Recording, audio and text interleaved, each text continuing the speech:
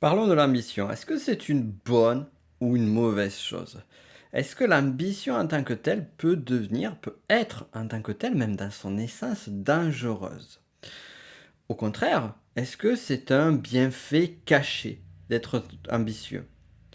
Ok, peut-être qu'être trop ambitieux est nocif, mais au final, qu'est-ce qu'on peut en dire? Est-ce qu'il faut cacher, masquer cette ambition? Est-ce qu'il faut l'étouffer?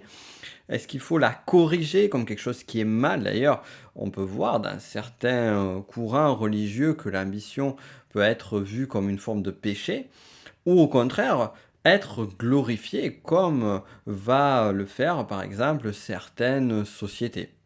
Eh bien, c'est ce que nous allons voir dans ce podcast. Nous allons même aller beaucoup, beaucoup plus loin que ça. Je te souhaite la bienvenue. Nous sommes sur le podcast Connaissance de soi entre psychologie et spiritualité. Mon nom est Nick Open. Si tu ne me connais pas, je suis auteur, formateur. Ma spécialité, c'est l'approche intégrale, c'est-à-dire utiliser des disciplines comme l'énéagramme, la spirale dynamique. On va parler de spirale dynamique d'ailleurs cette fois-ci, la programmation neurolinguistique, les fonctions cognitives et bien d'autres choses encore. Toutes ces approches de connaissance de soi, toutes ces approches qui sont différentes en tant que telles, mais qui amènent vers une seule et unique chose, c'est mieux se connaître. D'ailleurs, si tu veux en savoir plus sur mon sujet, je t'invite à regarder en description. Et pourquoi pas, je t'invite vivement à t'inscrire à cette nouvelle newsletter, je vais y arriver, qui s'appelle la newsletter intégrale, pour que tu puisses découvrir un petit peu plus comment j'arrive à marier ces différentes disciplines et comment justement pouvoir les utiliser de façon simple et efficace dans ta vie, ou encore mieux si tu es coach ou thérapeute, parce que je sais qu'il y en a beaucoup qui m'écoutent ici. Et on revient donc sur la notion d'ambition. Alors, l'ambition en tant que telle, eh bien, si on va sur l'ambition dans le sens de sa glorification, de sa positivité, on pourrait dire que l'ambition, c'est quelque chose de bien. Pourquoi? Parce que c'est une force motrice. C'est une force motrice qui, si on prend par les 4 éléments, moi j'aime bien prendre ce point de référence, qui est aussi un point de référence de l'approche intégrale. On prend l'élément du feu, qui d'ailleurs dans le tarot est représenté par le bâton, par la famille des bâtons. Et on se rend compte qu'on a besoin de cette force de feu, on a besoin de cette impulsion qui va nous amener à l'action, qui va nous amener à créer, à matérialiser différentes choses. Et il est clair qu'une personne qui a très peu finalement d'ambition, qui finalement va se dire bon ben, je vais me contacter de ce que j'ai, eh bien elle ne va pas pouvoir aller dans une dynamique d'amélioration de soi, d'amélioration de son environnement. Et on pourrait se poser la question justement, est-ce qu'il faut se contacter de ce que l'on a? Et là aussi, il y a une très grande incompréhension par rapport à ce sujet-là. C'est-à-dire que on a tendance à se dire que, eh bien, il faut apprécier, il faut se contacter de ce que l'on a et pas aller plus loin. En fait, c'est vrai et c'est faux. C'est vrai et c'est faux et on va déjà rentrer dans ce sujet-là euh, qui me semble assez complémentaire à l'ambition, dans le sens où finalement, oui, il est nécessaire d'apprécier ce que l'on a. Combien de personnes, justement, par une ambition dévorante ou par un désir dévorant, ou toujours aller vers le futur, même si on enlève l'ambition, d'ailleurs, on peut l'enlever l'ambition, ne va jamais être satisfait de ce qu'ils ont ou ce qu'il a. C'est le classique de l'enfant qui va demander son cadeau à Noël, et une fois qu'il a son cadeau, va y jouer peut-être 1 ou 2 jours, et va très vite s'ennuyer et passer à autre chose. On a des événements qui sont encore plus éphémères, des mécanismes qui sont encore plus éphémères et qui sont présents chez les adultes. Par exemple, un adulte qui va jouer sur son téléphone, alors jouer, naviguer sur son téléphone, qui va trouver une nouvelle application, qui va avoir un pic de dopamine en voulant tester cette nouvelle application-là, et puis une fois qu'il a testé, et bien bam, la nouveauté, elle est finie. Et il va falloir remettre ce pic de dopamine. On peut le voir également dans d'autres choses encore plus simples, c'est l'utilisation de réseaux sociaux. Où là, pareil, tu vas rentrer dedans, tu vas avoir besoin de nouveautés, besoin de ce pic là, de ce shoot, et une fois que tu l'as, eh bien, tu vas revenir dans une forme de monotonie et recréer sans arrêt. Et au final, on se rend compte qu'on va rechercher un shoot de plaisir, finalement, et ce shoot de plaisir, il ne va être que éphémère. Et là, ici, on va toujours aller de l'avant. Et on en revient donc à notre notion de contentement. La clé fondamentale du contentement, c'est d'arriver à apprécier ce que l'on a, apprécier quelque chose sans arrêt courir vers autre chose. Je désire pendant tant de temps, eh bien peut-être me payer un voyage à tel endroit. Quand je suis au moment de ce voyage-là, eh bien j'en profite, j'apprécie chaque chose. Je ne vais pas de suite penser au prochain voyage ou de suite penser à mes soucis, mes contraintes que j'ai laissées à la maison. Malheureusement, la grande partie d'entre nous ont tendance soit à se réfugier, à aller vers le futur, de ce qui ne va pas aller, de ce que j'aimerais avoir, de ce que je n'ai pas, ou alors se réfugier dans le passé en se disant ah, c'était mieux avant. On connaît la phrase. Donc le contentement, c'est vraiment ça. Cependant, là, si on parle des vacances, si on parle de ce voyage-là, si à un moment donné, j'étais resté dans une forme de contentement de ce que j'ai, et tu vois, je peux te prendre un exemple concret, euh, celui de mes parents voilà, mon père travaillait toute l'année, il était artisan, et il n'avait pas forcément besoin d'aller en vacances. Et quand on allait en vacances, on allait toujours au même lieu parce que c'était le lieu le plus simple, le lieu le plus facile vers lequel aller. Et certes, ça peut convenir à certaines personnes. Et si ça te convient, c'est bien. Cependant, c'est dommage de se dire qu'on passe à côté de beaucoup de choses, d'avoir finalement quelques années, quelques décennies après une forme de regret, parce que tu n'es pas allé là où tu voulais aller.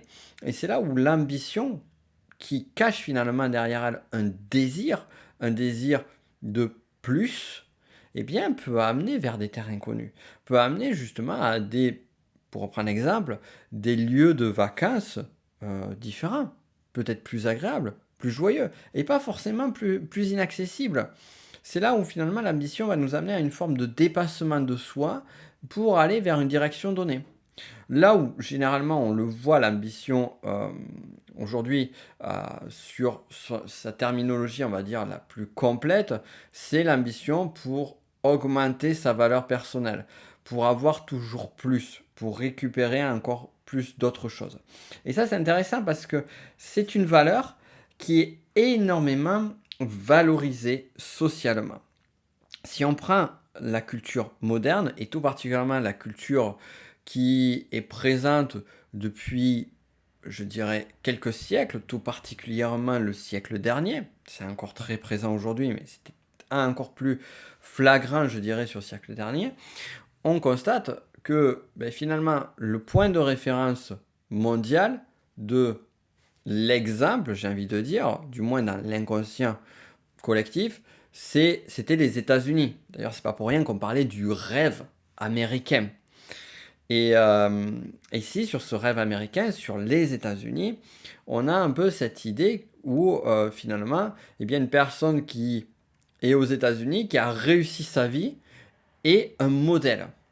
Et dès lors, quand on regarde la culture des États-Unis, on se rend compte que l'ambition est quelque chose de positif. L'ambition est quelque chose de bien. C'est bien d'être ambitieux. C'est bien, c'est même valorisé socialement d'être reconnu pour sa propre ambition. Et si on prend justement l'évolution de l'être humain, l'évolution des sociétés, et donc tu vas me voir venir, si tu connais la spirale dynamique, eh bien on se rend compte que cette société qui est une société qui va être la société du rationalisme aussi, cette société orange, en spirale dynamique, eh bien est là pour ramener à la liberté individuelle, mais ramener aussi sur cette culture de je peux avoir plus, je peux profiter de la vie, donc pourquoi ne pas le faire? Profiter de la vie, qu'on mette une petite parenthèse, à ne pas confondre avec le rouge de spirale dynamique, qui lui est je vais profiter, prendre ce que je peux prendre si je peux y avoir droit. Sur l'orange, c'est profiter sans, en évitant d'avoir des dommages collatéraux ou des conséquences qui pourraient m'être néfastes. Je dirais même plus des conséquences qui pourraient m'être néfastes. Parce que s'il peut y avoir des dommages collatéraux et que ça ne m'impacte pas d'une certaine façon, dans un métasystème plutôt orange, qui est on va dire en orange plus proche du bleu que du vert, c'est-à-dire plus proche du métasystème précédent que du métasystème suivant, eh bien, ça va aller très bien. On va pas avoir forcément un dilemme moral qui peut se présenter par rapport à cela. Donc pour en venir à l'ambition, finalement, si elle est si glorifiée dans ce système, dans ce métasystème-là, dans cette culture-là, c'est aussi qu'elle a une fonction en tant que telle. C'est-à-dire que la morale, on vient de parler de la morale a une fonction en tant que telle. L'ambition, elle a la fonction de finalement pouvoir aider notre être, notre individualité à, j'ai envie de dire, se remplir, à s'accomplir. Rappelons-nous également que chez Maslow, on a les différents besoins, et parmi les différents besoins, on a le besoin d'accomplissement de soi. Besoin d'accomplissement de soi qui se nourrit aussi bien par la reconnaissance extérieure que la reconnaissance intérieure. C'est-à-dire, est-ce que j'estime être satisfait de ce que j'ai, de ce que je fais et de ce que je suis. Et l'ambition, justement, va aider à tirer vers le haut. Et pourquoi elle aide à tirer vers le haut? Parce qu'elle est dans une énergie, dans une dynamique qui est une dynamique d'évolution. Alors, pas une dynamique d'évolution de la société, pas une dynamique d'évolution du soi, mais une dynamique d'évolution du soi. Et c'est ça qui est intéressant. C'est une dynamique d'évolution où mon être, mon individualité va pouvoir évoluer. Et donc c'est dans le cours normal de l'évolution, si on reprend Darwin, on a l'évolution biologique, on le constate, l'évolution naturelle.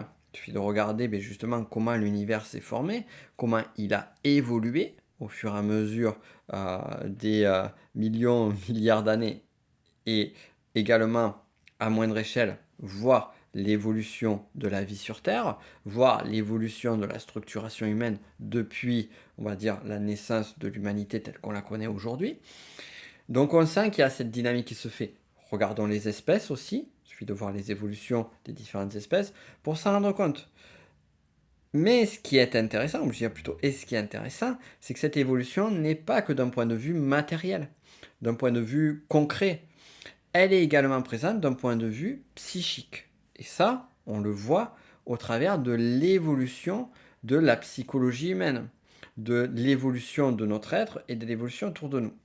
Et l'ambition est justement un moyen de nourrir ce désir d'évolution, nourrir ce désir de progression. Si on prend l'ambition, par exemple, pourquoi est-ce que je vois, alors il y a l'envie aussi qui vient en jeu, mais pourquoi est-ce que je vois la maison de mes voisins et que je me rends compte que moi je vis encore dans un petit appartement? Ben là j'ai de l'envie, je peux être jalouse ou jaloux de mes voisins, mais aussi ça va nourrir aussi une énergie intérieure de moi qui peut être, j'espère, celle de pourquoi pas moi? Pourquoi pas moi?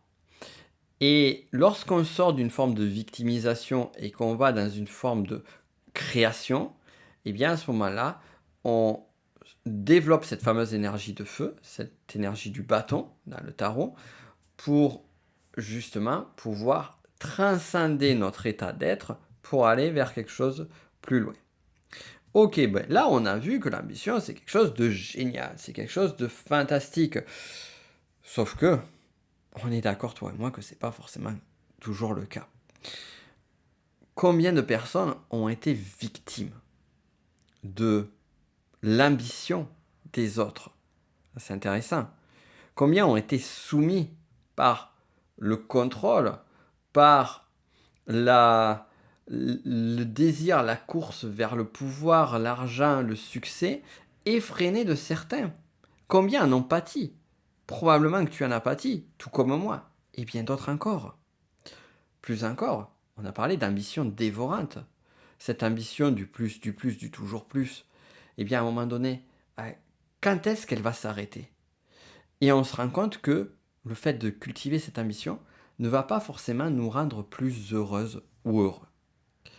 Et c'est bizarre, ça peut paraître contradictoire à ce que j'ai dit, puisque finalement, si on regarde aussi le développement personnel en tant que tel, le développement de soi, eh bien, le développement personnel tel qu'il peut être fait dans sa forme, on va dire, la plus classique ou la plus connue, eh bien, elle invite à l'ambition, elle invite à développer ce côté-là. Mais combien de personnes l'ont fait? Combien de personnes ont suivi des conseils pour être plus efficaces, pour réaliser ses objectifs et autres? Et finalement, se sont rendus compte que cette ambition les a plus dévorés, les a plus fatigués, les a plus mis dans un état à la limite du burn-out, plutôt que de les construire. Et si on va plus loin, on pourrait regarder aussi certaines œuvres. Regardons par exemple Harry Potter. C'est marrant parce que j'en parlais avec un ami il n'y a pas longtemps. Tu vas comprendre pourquoi je te parle d'Harry Potter. On parlait de différentes maisons. Et, euh, et donc, je lui disais, dans quelle maison tu te trouverais? Et il m'a répondu, bah, c'est difficile à dire pour moi parce que même si j'ai vu les films, bah, je connais très peu Serre d'Aigle et Pout-Souffle.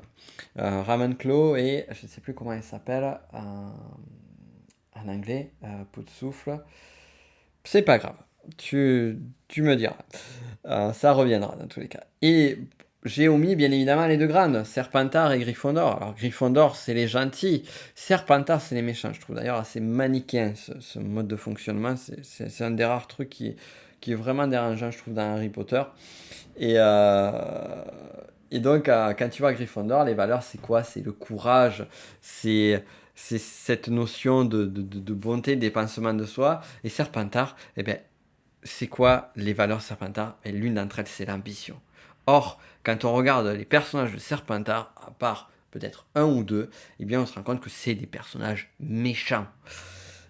Et j'insiste dans le mot méchant parce que on est vraiment à ce côté-là. Et ici, on, on se rend compte justement aussi du côté obscur de l'ambition.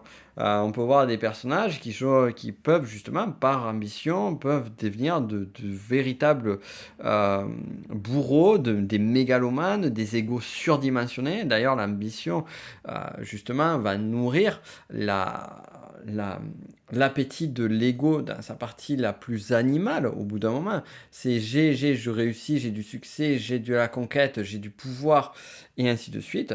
Combien de personnes se sont fait griser par ce pouvoir-là? Et au-delà de ça, et l'ambition, elle peut amener, on l'a dit, le mal envers les autres. Donc, à un moment donné, l'ambition, est-ce que c'est une bonne chose? Parce que il y a aussi un autre point, moi que j'ai constaté beaucoup, des personnes qui vont être très ambitieuses et qui justement vont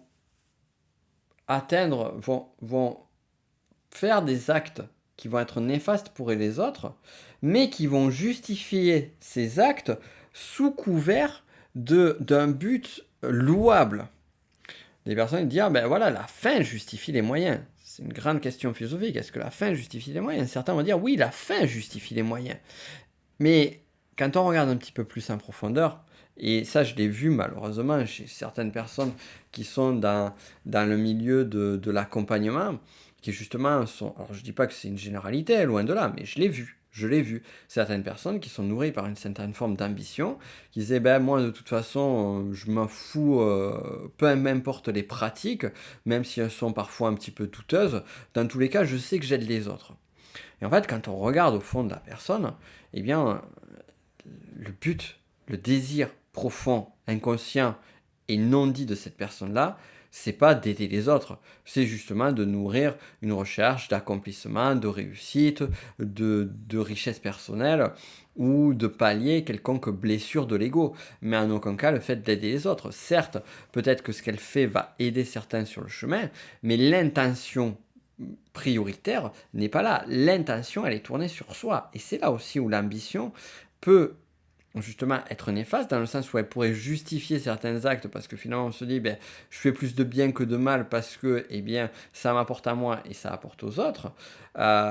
Mais au final, on a une espèce d'énorme tâche aveugle sur tous les dégâts, sur tous les dommages collatéraux que va nourrir cette ambition-là. Et plus encore que cela, se masquer nos véritables intentions.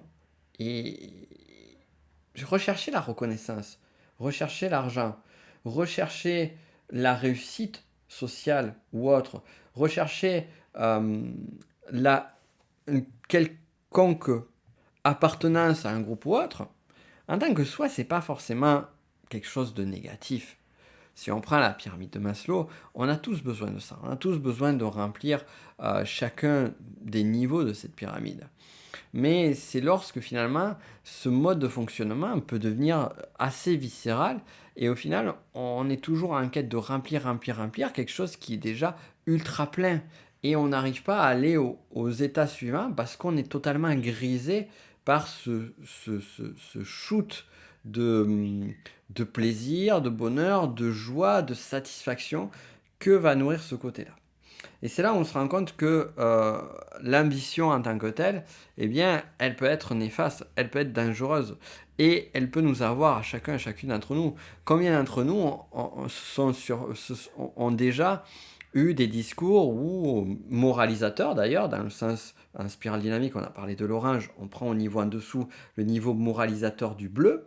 Et on va dire, ben voilà, les riches font du mal à la planète, les grandes puissances font du mal, les politiques qui sont grisés par leur désir de puissance vont faire du mal à nos sociétés. Dans un certain sens, c'est vrai.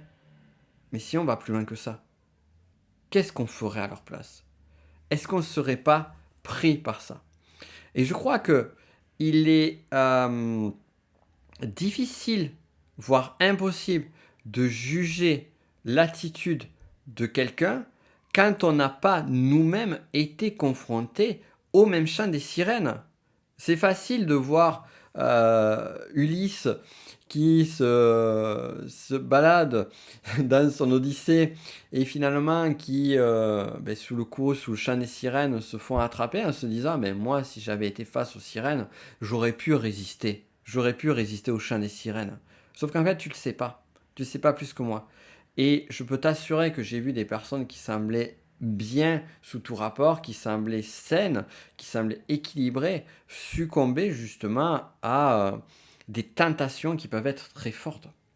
Donc, l'ambition, est-ce que justement c'est quelque chose de négatif? Est-ce que c'est un vice?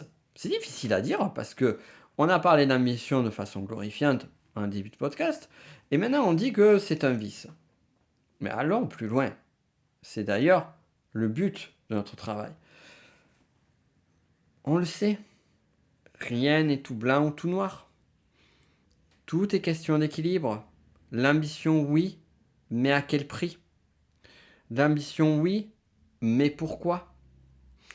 Et c'est là où finalement l'ambition doit être présente avec une forme de lucidité. Oui, c'est bien d'avoir de l'ambition. Oui, c'est bien de vouloir aspirer à plus, de vouloir aspirer à des vacances qui soient peut-être dans des lieux qui soient encore plus enthousiasmants pour soi, que ce soit avoir un statut social qui soit plus euh, rémunérateur, qui soit également plus appréciable sur notre propre estime de nous-mêmes. Oui, c'est bien. Et en même temps, savoir justement où sont les limites, savoir si vraiment lorsque je désire quelque chose, lorsque je mets en place un objectif ou une forme de conquête, puisque quand on dit parle d'ambition, on parle également de conquête, eh bien, qu'est-ce que je nourris? Et avoir conscience de ce que l'on nourrit pour soi et ne pas seulement se réfugier sur une forme de joyeux, d'idéal ou d'objectif qui va être j'aide les autres, j'apporte à ma communauté. Ok, mais t'apportes aussi à toi. T'apportes aussi à toi et t'essayes de nourrir quelque chose en toi qui est défaillant. Et peut-être que c'est pas très joli à voir, mais c'est pas parce que c'est pas très joli à toi que ça nourrit pas quelque chose, que ça ne vient pas panser une blessure. Et cette lucidité-là, c'est la connaissance de soi, là on y est vraiment dessus. Cette connaissance de soi va aider justement à affronter, à voir nos côtés sombres et à voir justement quel est l'enfant blessé, qu'est-ce qu'on cherche à nourrir derrière et à le faire de façon plus saine. Donc c'est aussi ce travail-là. Et j'en viens au dernier point qui, je trouve, qui va justement amener vers une autre forme d'ambition qui est celle de l'ambition tournée vers un idéal. Et j'adore, on a parlé de spirale dynamique, on a parlé des différents niveaux d'évolution, on a parlé du bleu, on a parlé du orange, on a évoqué rapidement le vert, et on a des niveaux qui sont dessus. Encore une fois, si tu ne connais pas la spirale dynamique, si tu ne vois pas de quoi je parle, je t'invite à regarder, à t'inscrire à la newsletter intégrale pour découvrir mes différents travaux, mes masterclass aussi, parce que je mets des masterclass privées qui ne sont accessibles qu'aux personnes qui suivent mes newsletters, j'insiste vraiment là-dessus. Et également, tu as en dessous, tu verras le lien, une masterclass sur la spirale dynamique. Donc va regarder ça et ça t'aidera à voir plus. Et donc, parmi les niveaux d'évolution, sur un niveau d'évolution de conscience qui est le jaune, qui nous permet d'amener à un autre étage de conscience, je ne vais pas rentrer dans les détails là-dessus, au second étage, eh bien, ici, euh, sur le niveau jaune, on est dans une approche où finalement, il n'y a plus besoin de remplir, il n'y a plus une nécessité viscérale, même si ça peut arriver de temps en temps, une nécessité viscérale de remplir un besoin de reconnaissance, un besoin d'accomplissement. On se sent plus en harmonie avec soi, on a beaucoup moins de choses à prouver. Et les personnes qui sont à ce stade-là, eh bien, vont également avoir une façon, un état d'être qui vont être de développer une forme d'ambition, mais sans forcément être ambitieux soi-même, sans forcément se nourrir soi. Et c'est ça qui est intéressant, c'est que cette ambition, ça va amener une personne qui va être ambitieuse sans sa propre ambition personnelle. En d'autres termes, je vais le dire simple, ambitieux sans ambition. Et moi, c'est vraiment ce que je t'invite à développer progressivement. C'est d'être ambitieuse ou ambitieux sans ambition. Qu'est-ce que ça veut dire être ambitieux sans ambition? Eh bien, ça veut dire tout simplement, j'ai envie de le dire, même si c'est pas si simple que ça, puisque c'est un chemin, c'est de rechercher à nourrir un idéal, de rechercher à nourrir quelque chose de bon, une grande cause, de chercher à nourrir quelque chose qui peut être. Alors quand je dis une grande cause, il n'y a pas forcément besoin de sauver le monde, de sauver la planète. Une grande cause, ça peut être ne serait-ce que par exemple ta famille, tes proches, une cause qui te tient à cœur. Et justement, aller trouver la motivation, la force, le feu du tarot. Et quand je parle du tarot, je parle de la famille du bâton. Trouver ce feu intérieur pour nourrir quelque chose qui nous dépasse, pour nourrir quelque chose qui nous transcende. C'est ça, être ambitieux sans ambition. Je sais que ce que je vais nourrir va également me nourrir moi. Je sais que ce que je vais nourrir là va également aider à ma propre reconnaissance de moi, va aider à mon besoin d'appartenance, peut m'aider également dans mes besoins de sécurité, dans tous les besoins, on va dire, inférieurs de mon être, mais c'est pas ça que je vais chercher. Et en même temps, c'est pas mal de nourrir non plus, qu'on soit clair. C'est une approche qui est beaucoup plus ouverte, qui est beaucoup plus grande. Mais pour vraiment être dans cet état d'esprit d'ambitieux sans ambition, il faut se poser la question, qu'est-ce que tu veux nourrir véritablement? Et pose-toi la question. Et à chaque fois que tu voudras nourrir quelque chose qui te dépasse, quelque chose qui te transcende, un idéal, tu verras que tu vas avoir une force, une énergie, une puissance d'action qui va être bien plus forte et bien plus saine que ce que tu aurais pu avoir si tu ne le faisais pas. Et ça, vraiment, ça va te nourrir et ça n'a pas de prix. Voilà. Donc, tout ça pour dire, l'ambition, est-ce qu'elle est dangereuse ou pas? L'ambition démesurée est nocive, bien évidemment. L'ambition qui n'est pas contrôlée, qui est dominée par les propres satisfactions de son ego et une forme de rationalisation derrière, n'est pas bonne. Mais en même temps, de l'autre côté, l'ambition est une énergie, une force d'action qu'il serait dommage de ne pas utiliser. Dès lors, autant l'utiliser à bon escient, au travers d'un idéal, à être ambitieux, sans ambition. Je te laisse méditer là-dessus. Si tu veux aller plus loin avec moi, je t'invite à regarder les liens qui sont en description, comme d'habitude.